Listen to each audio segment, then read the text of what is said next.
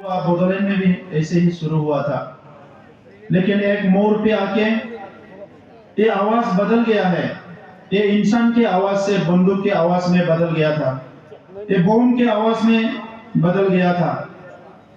तो काफी एक डिफिकल्ट मोमेंट बोधो ने फेस किया, और हमारे जो नेताओं है वो लोग बहुत बुरी हालत से गुजारना पड़ा। लेकिन आज मैं धन्यवाद देना चाहूंगा कि बोधो का जो फादर है, बोडोपा उपेंद्रनाथ ब्रह्म जी, दिनेश्वर ब्रह्म जी, और बहुत सारे जो बोधो का विजनरी लीडर्स, वो लोग कभी भी अपना जो विजन है, मिशन है, गोल है, इसको अचीव करने में वो लोग कुछ भी कसर नहीं छोड़ा।